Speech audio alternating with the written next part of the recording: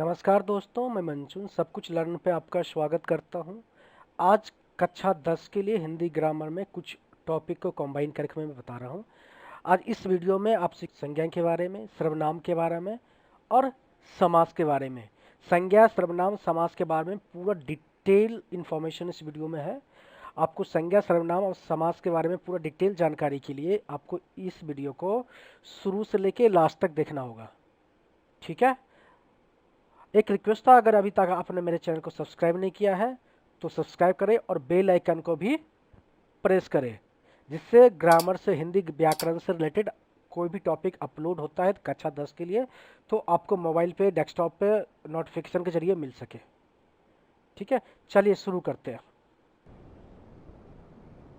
संज्ञा उस विकारी शब्द को कहते हैं जिससे किसी विशेष वस्तु, भाव और जीव के नाम का बोध हो, उसे संज्ञा कहते हैं। दूसरे शब्द में कहें तो किसी प्राणी, वस्तु, स्थान, गुण, भाव के नाम को ही संज्ञा कहते हैं। जैसे प्राणी के नाम में एग्जाम्पल लेता हूँ, मोर, घोड़ा, अनिल, किरण, जवाहरलाल नेहरू इत्यादि, ये सारे जो है ना प्राणी के नाम हैं। जैसे वस्तु के नाम में आते हैं, वस्तु के नाम में जैसे अनार, रेडियो, किताब, संदूक इत्यादि, ये वस्तु के नाम हैं। स्थान के नाम में कहते हैं कुतुब मीनार, नगर, भारत, मेरठ, और भी बहुत सारा जगह के नाम है, पटना, हैदराबाद, मद्रास, इस तरह के जो जगह के नाम हैं उसको क्या कहते हैं, वो भी एक संज्ञा है। भाव के नाम को भी संज्ञा कहते हैं, जैसे वीरता, बुढ़ापा, मिठास इत्यादि। इस तरह के वस्तु के नाम, प्राणी के नाम, स्थान के नाम, भाव, गुण इत्यादि जिसका बोध हो उसको संज्ञा कहते हैं। ये डिफिनीशन में लिखा हुआ है, बाकी ये एग्जाम्पल्स हैं, ठीक है। आगे चलते हैं। आगे क्या है, संज्ञा के कितने प्रकार के होते हैं, संज्ञा देखते हैं। संज्ञा कितने प्रकार के होते हैं? मुख्यतः ये 3 प्रकार की ही संज्ञा होती है, परंतु जातिवाचक संज्ञा के 2 और प्रकार होते हैं, जिसकी वजह से संज्ञा के 2 और प्रकार बढ़ जाते हैं, और इसके 5 प्रकार के होते हैं। व्यक्तिवाचक संज्ञा, जातिवाचक संज्ञा, भाववाचक संज्ञा, समूहवाचक संज्ञा और द्रव्यवाचक संज्ञा, ठीक है। व्यक्तिवाचक संज्ञा, जातिवाचक संज्ञा, भाववाचक संज्ञा, समूहवाचक संज्ञा और द्रव्यवाचक संज्ञा, ठीक है। आगे चलते हैं। अब इसके जो टाइप हैं या जितने प्रकार के संज्ञा हैं उसके बारे में मैं बात करता हूँ आगे। व्यक्तिवाचक संज्ञा में क्या है, जिस शब्द से किसी एक वस्तु या व्यक्ति का बोध होता है उसे व्यक्तिवाचक संज्ञा कहते हैं। जैसे रमेश, महेश, गंगा, हिमालय। रमेश एक व्यक्ति का बोध होता है, महेश भी व्यक्ति का बोध होता है, गंगा एक व्यक्ति का बोध है, हिमालय भी एक टाइप के व्यक्ति हैं, ठीक है। व्यक्तिवाचक संज्ञा में व्यक्तियों, दिशाओं, देशों, राष्ट्रीयता, समुद्रों, नदियों, पर्वतों, सड़कों, पुस्तकों, समाचार पत्रों, घटनाओं, दिन, महीनों, त्योहार, उत्सवों इत्यादि के स्थान दिया जाता है, ठीक है। उदाहरण, श्याम, सुरेश, उत्तर, दक्षिण, पूर्व, पश्चिम, भारत, भारतीय, हिंदू महासागर, हिमालय, दिल्ली, त्रिदेव, दैनिक जागरण, मई, बुधवार, होली, दिवाली जैसे शब्द व्यक्तिवाचक शब्द हैं। जिस शब्द से एक ही प्रकार की वस्तुओं, व्यक्तियों तथा प्रवृत्तियों का बोध हो उसे जातिवाचक संज्ञा कहते हैं। संबंधियों, व्यवसायों, पदों तथा कार्यों, पशु पक्षियों, वस्तुओं तथा प्राकृतिक तत्व के नाम जातिवाचक संज्ञा के अंतर्गत आते हैं।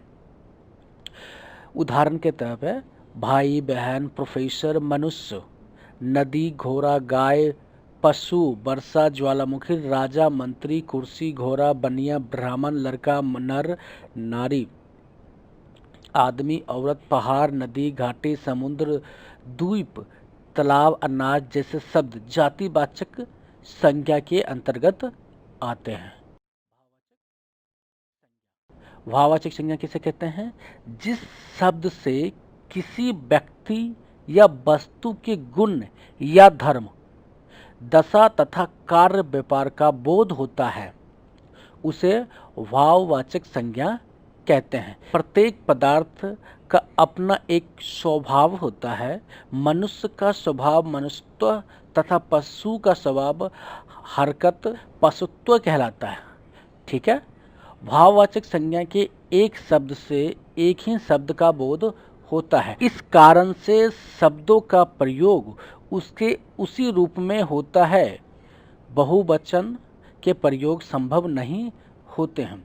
उदाहरण के तौर भाववाचक संज्ञा के उदाहरण के तौर पे लंबाई, नम्रता, चाल, समझ, मनुष्यत्व, देवत्व, पुरुषत्व, अपमान, बंधुत्व, मर्दाना, शीतलता, मिठास, तीखापन, बुढ़ापा, मित्रता, गर्मी, सर्दी, निजित्व, मित्रता, पढ़ाई, लड़ाई, कराई, प्रहार इत्यादि भाववाचक संज्ञा के उदाहरण हैं। कौन सा है? समूहवाचक संज्ञा। जिस शब्द से वस्तु अथवा व्यक्ति के समूह अथवा बहुलता का बोध हो उसे समूहवाचक संज्ञा कहते हैं। जैसे सभा, दल, संघ, गुच्छा, कुंज इत्यादि शब्दों समूह का बोध होता है। उदाहरण के तौर पर मेला, भीड़, बाजार, प्रदर्शन, रैली, सेना, जुलूस, पार्टी, कुंज, धौध, जमावड़ा, सैलाब, युद्ध, समुदाय, हुजूम, सेना, झुंड, गिरोह इत्यादि समूहवाचक संज्ञा के उदाहरण हैं। ठीक है, आगे चलते। आगे है द्रव्यवाचक संज्ञा। जिस शब्द से किसी धातु, द्रव्य तथा ऐसे वस्तुओं जिसे नापा तौला जा सके का बोध हो उसे द्रव्यवाचक संज्ञा कहते हैं। ठीक है, जैसे दूध, दही, सोना, चांदी, लोहा, लकड़ी, पानी, पित्तल, तांबा, तेजाब, शराब, घी, जल, खून, तेल, पारा इत्यादि शब्द जो है द्रव्यवाचक संज्ञा के उदाहरण हैं। ठीक है, ये हो गए पांचों संज्ञा के प्रकार। ठीक है, और आगे चलते हैं। अब थोड़ा सा ट्रांसफर कर लेते हैं। भाववाचक संज्ञा का निर्माण कैसे किया जाता है? जातिवाचक संज्ञा में दिया हो कोई शब्द तो उसको भाववाचक संज्ञा में ट्रांसफर करना है। जैसे बूढ़ा एक जातिवाचक संज्ञा है, बुढ़ापा भाववाचक संज्ञा हो गया, लड़का एक जातिवाचक संज्ञा है, लड़कपन एक भाववाचक संज्ञा है, मित्र एक जातिवाचक संज्ञा है, मित्रता भाववाचक संज्ञा है, मनुष्य जातिवाचक संज्ञा है, मनुष्यत्व भाववाचक संज्ञा है। विशेषण से भाववाचक संज्ञा कैसे बनाएंगे? गर्म ये विशेषण है, गर्मी भाववाचक संज्ञा है, मीठा विशेषण है, मिठास भाववाचक संज्ञा है, कठोर विशेषण है, कठोरता भाववाचक संज्ञा है, नर्म विशेषण है, नर्मता ये भाववाचक संज्ञा है। अब क्रिया से भाववाचक संज्ञा कैसे बनाएंगे? चढ़ना एक क्रिया है, चढ़ाई, पढ़ना पढ़ाई, रोना रुलाई, दौड़ना दौड़, ये सारे भाववाचक संज्ञा क्रिया से बनाया गया है। ठीक है, सर्वनाम से कैसे बनाते हैं भाववाचक संज्ञा? अपना, अपनाना, निज, निजित्व ये सर्वनाम था और इसको भाववाचक संज्ञा में का निर्माण किया गया। ठीक है, अवव्य से कैसे बनाते हैं भाववाचक संज्ञा? दूर, दूरी, समीप, समीपत्व इस तरह से आप भाववाचक संज्ञा का निर्माण कर सकते हैं। अगला क्या है? अगला देख लेते हैं। अगला है संज्ञा का रूप परिवर्तन। संज्ञा के प्रयोग में कभी कभी परिवर्तन भी होता है। जातिवाचक संज्ञा व्यक्तिवाचक संज्ञा के रूप में, व्यक्तिवाचक संज्ञा जातिवाचक संज्ञा के रूप में तथा भाववाचक संज्ञा का जातिवाचक संज्ञा के रूप में प्रयोग देखने को मिलता है। संज्ञा का रूप परिवर्तन जैसे जातिवाचक संज्ञा हो वो व्यक्तिवाचक संज्ञा में कभी कभी हो जाता है प्रयोग, और व्यक्तिवाचक संज्ञा का जो अगर हो तो जातिवाचक संज्ञा में हो जाता है प्रयोग, तथा भाववाचक संज्ञा में हो तो जातिवाचक में हो जाता है प्रयोग कभी कभी। वो उदाहरण के लिए मैं बताता हूँ। जैसे देवी एक जातिवाचक संज्ञा है, से दुर्गा बना दो उसको। तो दुर्गा एक व्यक्तिवाचक संज्ञा है, गोस्वामी एक जातिवाचक संज्ञा है, तुलसी एक तुलसीदास, गोस्वामी तो जातिवाचक संज्ञा है और तुलसीदास व्यक्तिवाचक संज्ञा, भीम व्यक्तिवाचक संज्ञा है। इसका प्रयोग कहीं जगह वीर के रूप में भी होता है। तो ये वीर जो होता है, भीम मतलब वीर होता है, वीर जातिवाचक संज्ञा के रूप में प्रयोग होता है। पहलवान भाववाचक संज्ञा है, इसका प्रयोग वस्त्र जातिवाचक संज्ञा में होता है। संज्ञा के रूप लिंग वचन तथा कारक चिन्ह के रूप में बदलते हैं। जैसे लड़का खाता है, लड़की खाती है, लिंग के आधार पर भी संज्ञा का परिवर्तन हो गया। लड़का खाता है, लड़के खाते हैं, वचन के आधार पर परिवर्तन हो गया। इसमें एक वचन है, लड़का एक है, बहुवचन हो गए लड़के। लड़का लिंग है, पुरुष लिंग है और लड़की स्त्रीलिंग है। लड़का खाना खाता है, लड़के ने खाना खाया, कारण चिन्ह के आधार पर परिवर्तन हो गया संज्ञा का। आपने देखिए संज्ञा के रूप परिवर्तन आपने देख लिया। आगे चलते हैं। आगे संज्ञा के पहचान क्या है। अब संज्ञा के पहचान बताते हैं। कुछ संज्ञा शब्द प्राणीवाचक होता है तो कुछ संज्ञा शब्द अप्राणीवाचक। कुछ शब्द गणनीय होता है तो कुछ शब्द अगणनीय है। अब प्राणीवाचक क्या होता है? वो शब्द जिससे किसी सजीव वस्तु का बोध हो, जिसमें प्राण हो, उसे प्राणीवाचक संज्ञा कहते हैं। जो सजीव वस्तु होता है उसे प्राणीवाचक संज्ञा कहते हैं, जो निर्जीव वस्तु होता है उसे अप्राणीवाचक संज्ञा कहते हैं। अब प्राणीवाचक संज्ञा में लड़का गाय रमेश, लड़का सजीव है, गाय एक सजीव जानवर है और रमेश एक आदमी का नाम है, इसका मतलब वो भी सजीव है। ये सारे सजीव हैं, इसलिए प्राणीवाचक संज्ञा में आते हैं। अप्राणीवाचक में जिसमें असजीव को, जिस वस्तु में प्राण ना हो वो अप्राणीवाचक संज्ञा कहलाती है। जैसे मेज, रेलगाड़ी, मकान, पुस्तक, पर्वत, ये सारे जो हैं अप्राणीवाचक संज्ञा हैं, ये सजीव नहीं है। ठीक है, ये सारे निर्जीव आइटम को, निर्जीव वस्तु को अप्राणीवाचक संज्ञा कहते हैं, सजीव वस्तु को प्राणीवाचक संज्ञा कहते हैं। अब चलते हैं गणनीय पे। गणनीय जिस व्यक्ति, वस्तु, पदार्थ आदि की गणना की जा सकती है वह शब्द गणनीय कहलाएगा। गिनती हो सके, जिसको हम तौल सके, या जिसको हम 100 लड़के हैं, 500 लड़के हैं, पुस्तक 500 पुस्तकें हैं, भवन 400 भवन हैं, गाय 350 गाय हैं, केले 2 दर्जन हैं। ठीक है। अगणनीय संज्ञा जिस व्यक्ति, वस्तु, पदार्थ आदि की गणना नहीं की जा सकती है, उसकी संख्या ज्ञात नहीं की जा सकती है, वह शब्द अगणनीय संज्ञा कहलाएगा। जैसे दूध, पानी गिनो नहीं गिन सकते, हवा गिनो नहीं गिन सकते, मित्रता गिनो नहीं गिन सकते हो।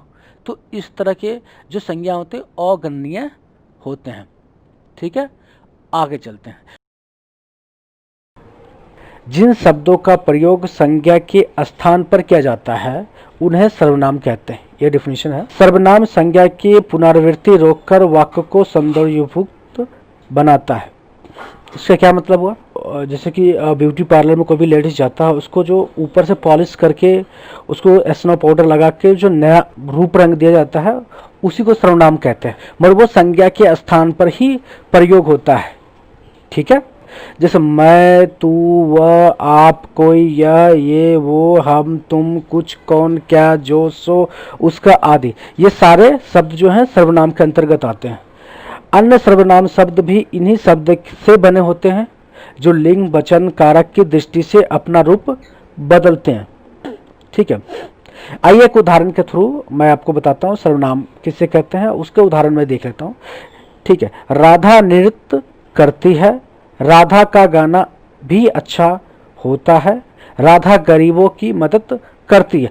एक तो ये पूरा सेंटेंस है जिसमें राधा संज्ञा है। ठीक है, बाकी एक वाक्य है, राधा नृत्य करती है, राधा का गाना भी अच्छा होता है, राधा गरीबों की मदद करती है। एक तो लोग ये बोलते हैं, दूसरा एक ये बोलता है राधा नृत्य करती है, उसका गाना भी अच्छा होता है, वह गरीबों की मदद भी करती है। तो इस दोनों सेंटेंस सेम, मतलब तो सेम ही निकल रहा है। ठीक है, मगर राधा के जगह पे वह यूज किया गया, राधा की जगह पे उसका यूज किया गया, तो इससे क्या हुआ, बदल गया, शब्द को हम बदल के सर्वनाम को यूज किया राधा के स्थान पर उसके, और जो सर्वनाम वर्ड यूज हुआ है वो राधा को रिप्रेजेंट कर रहा है। ठीक है, तो इसलिए हम क्या कहते हैं, सर्वनाम कहते हैं। ठीक है, आपको समझ में आ गया सर्वनाम। आगे चलते हैं, सर्वनाम के कितने भेद होते हैं? सर्वनाम के 6 भेद होते हैं। पुरुषवाचक सर्वनाम, नीचवाचक सर्वनाम, निश्चयवाचक सर्वनाम, अनिश्चयवाचक सर्वनाम, प्रश्नवाचक सर्वनाम और संबंधवाचक सर्वनाम। पहला जो पुरुषवाचक सर्वनाम है। पुरुषवाचक सर्वनाम किसे कहते हैं?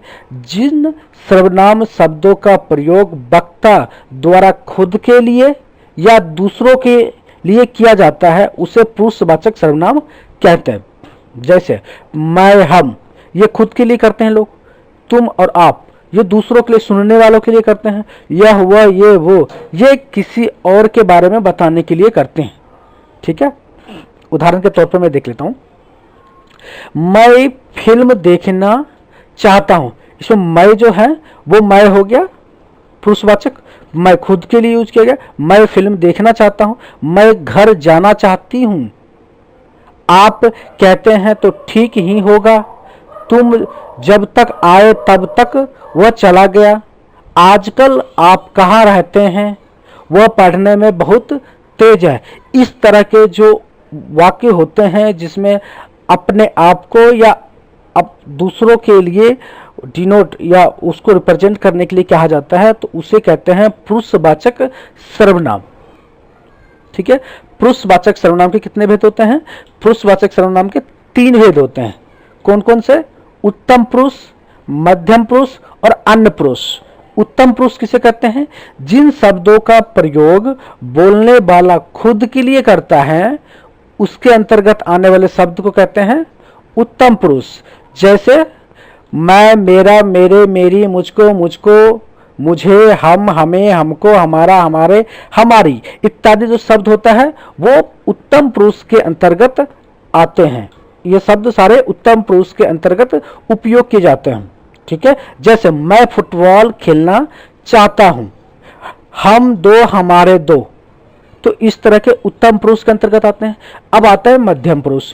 मध्यम पुरुष किसे कहते हैं? जिन शब्दों का प्रयोग सुनने वाले के लिए किया जाता है इसके अंतर्गत तुम, तुझे, तुझको, तेरा, तेरी, तेरे, तुम, तुम्हें, तुमको, तुम्हारा, तुम्हारे, तुम्हारी, आप आदि जो शब्द है वो मध्यम पुरुष के अंतर्गत आते हैं। ठीक है, जैसे कि तुम बहुत अच्छे हो। ठीक है, तो इस तरह के जो वाक्य बनते हैं वो किसी और को सुनने वालों के लिए किया जाता है, उसको कहते हैं मध्यम पुरुष सर्वनाम। ठीक है, जिन शब्दों का प्रयोग किसी तीसरे व्यक्ति के बारे में बात करने के लिए होता है उसे कहते हैं अन्य पुरुष पुरुषवाचक सर्वनाम। इसके अंतर्गत कौन कौन से शब्द आते हैं? यह, वह, ये, वो आदि आते हैं। इनमें व्यक्तिवाचक संज्ञा के उदाहरण भी शामिल हैं। नीचवाचक सर्वनाम, जिन शब्दों का प्रयोग वक्ता किसी चीज को अपने साथ दर्शाने या अपनी बताने के लिए करता है वे नीचवाचक सर्वनाम कहलाते हैं। जैसे कि मैं अपने कपड़े स्वयं धो लूंगा, मैं वहां अपने आप चला जाऊंगा, तो ये सारे शब्द क्या है?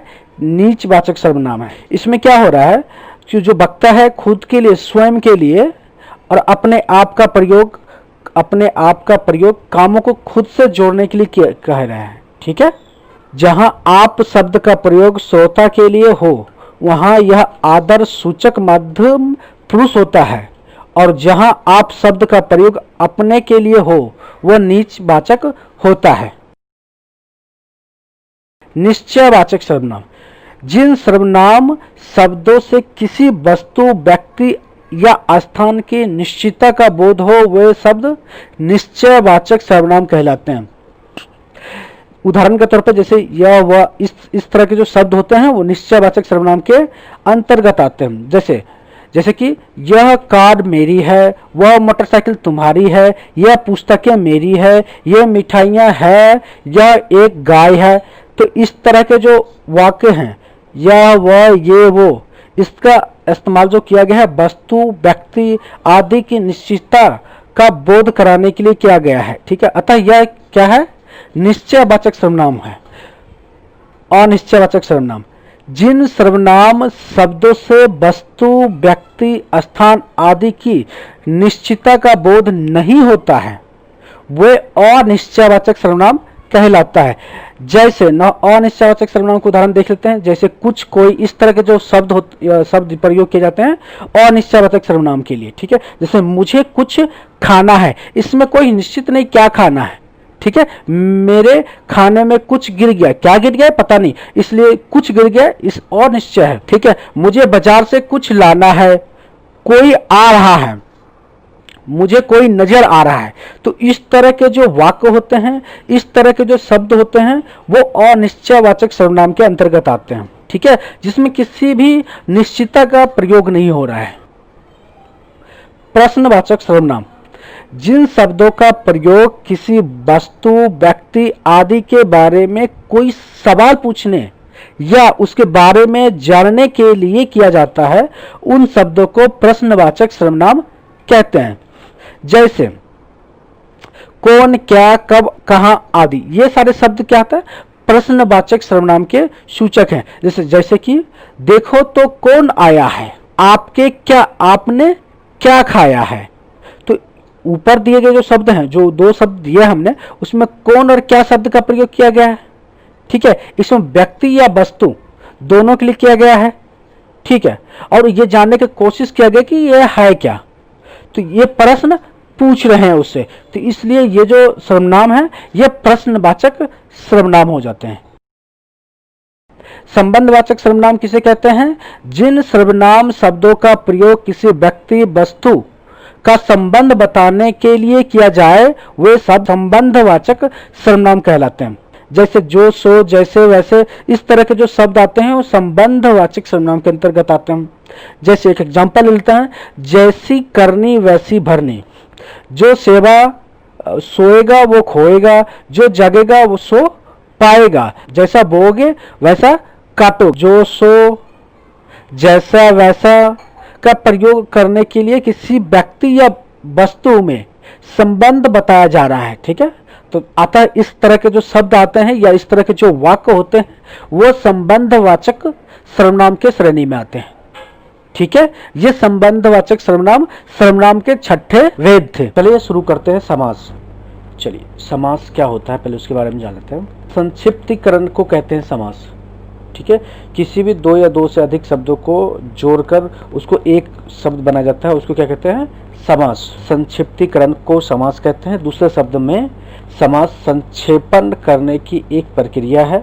दो या दो से अधिक शब्दों का परस्पर संबंध बनाने वाले शब्द अथवा कारक चिन्ह का लोप होने पर उन दोनों अथवा दो से अधिक शब्दों के मेल से बने एक स्वतंत्र शब्द को समास कहते हैं। उदाहरण के लिए दया का सागर का सामाजिक शब्द बनता है दया सागर। यहाँ पे आप देख सकते हैं दया और सागर दो अलग अलग शब्द हैं, दोनों को मिलाकर एक स्वतंत्र शब्द बनाया गया है दया सागर। ठीक है, इसमें जो कारक का है उसका लोप हो गया है और एक स्वतंत्र शब्द बना है दया सागर। इस प्रक्रिया को ही समास कहते हैं। अब नीचे दिए गए इस उदाहरण में दया और समास मैंने बता दिया आपको, और समास उसके बाद है समास। अभी उदाहरण बहुत देखेंगे, तो अब समास के बारे में पहले जान लिए पूरा डिटेल। अब उसके भेद कितने होते हैं वो मैं देख लेता हूँ, फिर हर भेद में मैं बताऊंगा समास कैसे बनते हैं। ठीक है, एग्जाम्पल के साथ। समास के 6 भेद होते हैं, द्वंद्व समास, द्विगु समास, तत्पुरुष समास, कर्मधारय समास, अव्यवहारिक समास और बहुब्रीहि समास। ठीक है, द्वंद्व समास, जिस समास में पूर्व पद और उत्तर पद दोनों ही प्रधान हो, अर्थात अर्थ की दृष्टि से दोनों का स्वतंत्र अस्तित्व हो और उनके मध्य संयोजक शब्द का लोप हो, तो उसे द्वंद्व समास कहते हैं। इसको दूसरे भाषा में आप क्या कह सकते हैं कि जो दोनों शब्द होगा, दोनों महत्वपूर्ण शब्द हो और दोनों में से दोनों का एक अलग दृष्टि से अर्थ निकलता हो, तो उसे को जोड़ के एक नया शब्द बनाते हैं, तो उसको कहते हैं द्वंद्व समास। ठीक है, जैसे कि माता और पिता, ये दो शब्द हैं, माता और पिता। ठीक है, दो शब्द है, दोनों शब्द इम्पॉर्टेंट है, दोनों शब्द का अर्थ जो है दृष्टि से दोनों स्वतंत्र शब्द अलग अलग हैं, बट दोनों का और से जुड़े हुए हैं, तो इसको एक समास में कन्वर्ट करना है माता और पिता को, तो माता पिता हो जाता है इसका। ठीक है, राम और कृष्ण, राम कृष्ण, भाई और बहन, भाई बहन, पाप और पुण्य, पाप और पुण्य को पाप पुण्य हो गया, सुख और दुख को सुख दुख कह सकते हैं। तो इस तरह के जो भी समास होता है द्वंद्व समास। ठीक है, आगे चलते हैं द्विगु समास पे। जिस समास में पूर्व पद संख्यावाचक हो उसे द्विगु समास कहते हैं। जैसे नवरात्र, ठीक है, 9 रातों के समूह को क्या कहते हैं? नवरात्र। इसमें जो पहला पूर्व पद है, सबसे पहला पद जो है वो संख्यावाचक है, 9 संख्यावाचक है। इसमें दूसरे एग्जाम्पल में है सप्तद्वीप, 7 द्वीपों के समूह को सप्तद्वीप कहते हैं, 7 संख्यावाचक है। त्रिभुवन, 3 भुवनों के समूह को त्रिभुवन कहते हैं, 3 जो है वो संख्यावाचक है। 7 मंजिला, 7 मंजिलों का समूह को 7 मंजिला कहते हैं, 7 एक संख्यावाचक है। ठीक है, तो इस तरह के जितने भी वाक्य या शब्द आते हैं वो द्विगु समास के अंतर्गत आते हैं। ठीक है, अब द्विगु समास के बाद तत्पुरुष समास।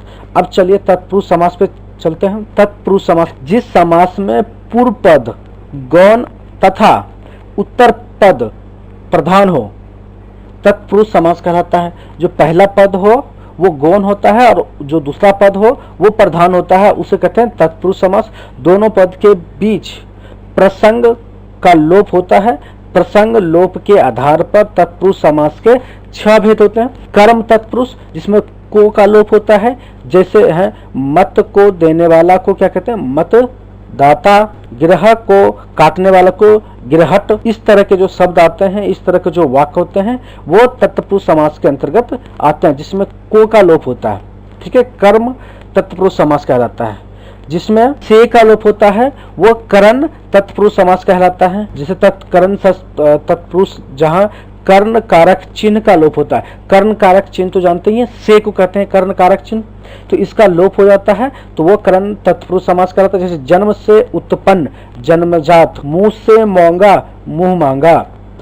इस तरह के जो भी वाक्य या शब्द होता है उसे कर्ण तत्पुरुष समास कहते हैं। अब आता है संप्रदान तत्पुरुष समास, जिसमें संप्रदान कारक चिन्ह का लोप हो के लिए जो होता है वो संप्रदान कारक चिन्ह होता है। जैसे कि यहाँ पे एग्जांपल में दे रखा है मैंने, हाथ के लिए करी, जिसको कहते हैं हाथ करी, तो हाथ करी को कह सकते हैं हाथ के लिए करी, के लिए लोप हो गया, हाथ करी हो गया। सत्याग्रह, सत्य के लिए आग्रह को सत्याग्रह कहते हैं। आगे चलते हैं। आगे चौथा क्या है? आपादान तत्पुरुष समास। अब इसमें आपादान कारक के जो चिन्ह होता है वो लोप होता है। इसमें आपादान कारक के जो चिन्ह होते हैं से होता है। तो धनहीन, धन से हीन को व्यक्ति को धनहीन बोलते हैं।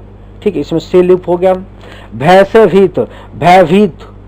तो इस तरह के जो शब्द होते हैं जिसमें से का लोप होता है उसमें आपादान तत्पुरुष समास के अंतर्गत आता है। पांचवा क्या है? संबंध तत्पुरुष। संबंध तत्पुरुष किसे कहते हैं? संबंध कारक चिन्ह का लोप हो उसे संबंध तत्पुरुष समास कहते हैं। जैसे प्रेम का सागर, प्रेम सागर, इसमें का जो है तत्पुरुष संबंध कारक है, तो इसमें का लोप हो जाता है तो जो बन जाता है प्रेम सागर, तो उसको कहते हैं संबंध तत्पुरुष समास। ठीक है। दिन की चर्या, दिनचर्या, दिन की चर्या को क्या कहते हैं? दिनचर्या। ठीक है, आगे चलते हैं। आगे क्या है? अधिकरण तत्पुरुष, जहाँ अधिकरण कारक का चिन्ह का लोप होता है, जैसे में। ठीक है, पर।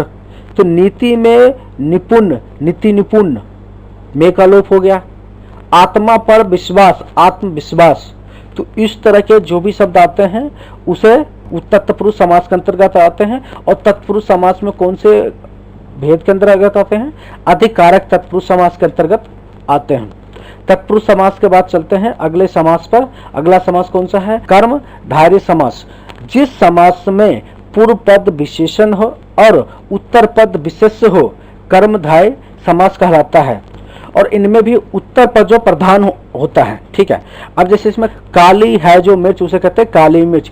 काली जो है वो विशेषण है और मिर्च जो मिर्च जो है विशेष्य है, तो इस दोनों को मिलाकर कहते हैं काली मिर्च।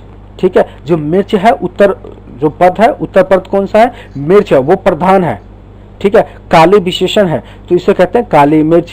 नीला है जो कमल, तो नील कमल, तो नीला कमल जो है प्रधान शब्द है, उत्तर पद है, और नीला है विशेषण है, ठीक है। उत्तर पद विशेष है, जैसे है जो कमल, उसमें का कोई वही विशेषण नहीं निकलता है, इसका कोई मतलब नहीं निकलता, इसलिए इसको विशेष बोलते हैं। अगर आपको विशेषण और विशेष के बारे में पूरी जानकारी चाहिए तो हमने डिस्क्रिप्शन में ऑलरेडी विशेषण क्रिया विशेषण के लिंक डाल रखे हैं, वो वीडियो जरूर देखें, जिससे आपका विशेषण और क्रिया विशेषण और विशेष का पूरे जो भी डाउट है वो खत्म हो जाएगा आपको, ठीक है। चलिए आगे चलते हैं। पीताम्बर, पीत है जो अंबर, पीताम्बर चंद्रमुखी, चंद्र के समान मुख वाले को चंद्रमुखी कहते हैं। सद्गुण, सद है जो गुण, सद्गुण, ठीक है। इस तरह के जो भी शब्द होते हैं कर्म धार्य समास कहलाते हैं। दूसरी समास है जिस समास में पूर्व पद अव्यय हो, अव्यय भाव समास कहलाता है, ठीक है। यह वाक्य में क्रिया विशेषण का कार्य करता है। मैंने पहले बताया क्रिया विशेषण के लिए आपको देखना है वीडियो, तो क्रिया विशेषण का लिंक नीचे दिया हुआ है, ठीक है। जैसे यथा स्थान, स्थान के अनुसार, आजीवन जीवन भर, प्रतिदिन प्रत्येक दिन, यथा समय समय के अनुसार, ठीक है। तो इस तरह के जो भी शब्द आते हैं अव्ययी भाव समास के अंतर्गत आते हैं, ठीक है। अब चलते हैं लास्ट, बहुविहीन समास। बहुविहीन समास कौन सा समास होता है, जिस समास में दोनों पद के मध्यम में एक विशेष या तीसरा अर्थ का बोध होता है, उसे बहुविहीन समास कहते हैं, ठीक है। जैसे महात्मा, महान आत्मा है जिसका, अर्थात ऊंची आत्मा वाले को क्या कहते हैं, महात्मा। नीलकंठ, नीला कंठ है जिसका, अर्थात शिव जी। लंबोदर, लंबा उद्र है जिसका अर्थ क्या है, गणेश जी। तो इस तरह के गिरिधर, गिरि को धारण करने वाला अर्थात कृष्ण। मक्खीचूस मतलब बहुत कंजूस व्यक्ति, तो इसको कहते हैं मक्खीचूस। मतलब ऐसा शब्द दो पद होते हैं जिसके मध्य में एक तीसरा ही अर्थ निकल जाता है, उसको कहते हैं बहुविहीन समास, ठीक है। ये लास्ट था समास के 6ठे भेद में से लास्ट भेद था। अगर वीडियो आपको अच्छा लगा तो इस वीडियो को लाइक करें, शेयर जरूर करें। हिंदी व्याकरण के बारे में यदि आपका कोई सवाल या सुझाव हो तो कमेंट बॉक्स में ज़रूर लिखें। वीडियो देखने के लिए आपको धन्यवाद।